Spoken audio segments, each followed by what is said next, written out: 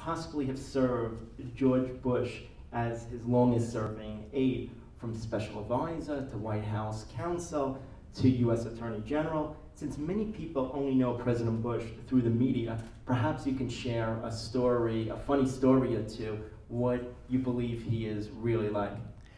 I don't know.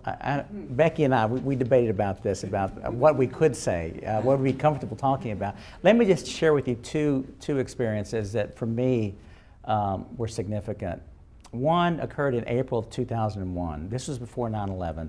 Everything was still young and fresh and innocent. Everything was still exciting. We were all very hopeful about what could be accomplished during a Bush presidency. And we'd had a policy discussion in the Oval Office, and afterwards everyone had left, and it was just me and President Bush, and he asked me, he said, "Have you ever been to the residence?" And I said, "Well, no, sir, I haven't." And he said, "Well, would you like to see it?" And what do you say when the president invites you home? I said, "Yes, sir." And so we walked over the residence. And by the way, some people often ask me, what did you call him privately? There are only two titles or two ways I've ever addressed George W. Bush. One is governor, the other is president. That's it. It's always either governor or president. So we walk over to the residence, and we walk up to the second floor, and he gives me a tour through the Lincoln bedroom and all the other stuff. He's a very good tour guide. And afterwards, we walked out on the Truman balcony, and it's the balcony that overlooks the South Lawn. You look beyond the South Lawn, you see the Washington Monument, and then the Jefferson Memorial beyond that. And I remember we stood there on the balcony, and it was a cool, crisp April morning, and you could hear the cars honking in the background. You could hear voices of some of the tourists. But for about 30 seconds, we didn't say anything. And after a while, I just got a little uncomfortable. And I felt like I had to say something. So the only thing I could think of was, well, how does it feel to be president? And he kind of looked at me, and he just smiled, and he said, it's pretty cool.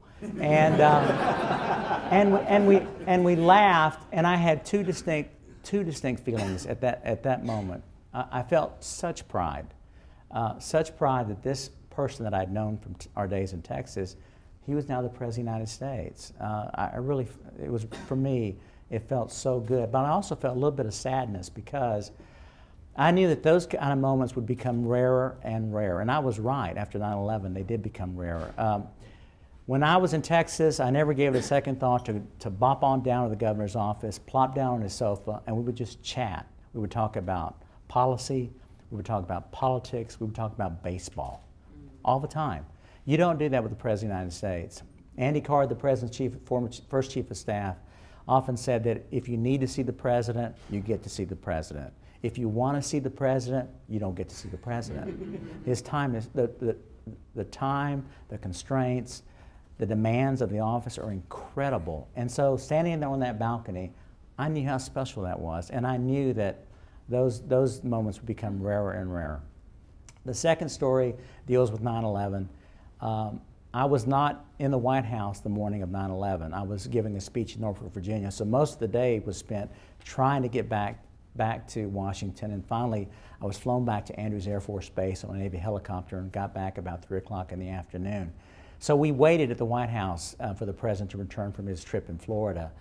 And I was standing on the South Lawn as Marine One touched down. And you know, normally there is a lucky group of visitors who is there to greet a president when he arrives, a bank of cameras to record history. But that night there was a single cameraman, and there was a perimeter of agents with machine guns standing around the South Lawn as Marine One landed. And me and Karen Hughes, who was the communications director, we watched as the president landed, and he came toward us. Now, Karen and I have known him for many years from our days in Texas. So I searched his face looking for clues of indecision.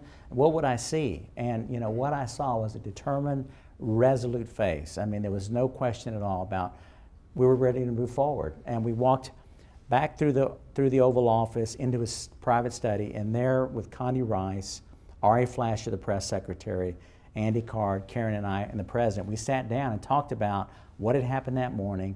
We talked about what he was going to say to the nation that night, and we talked about how the United States was going to respond to the attacks. But it really showed me something, and one of the lessons you learn is how much, you know, subordinates take their cues from the leaders, because we were all looking to President Bush about how we were going to respond to what had happened that horrific morning.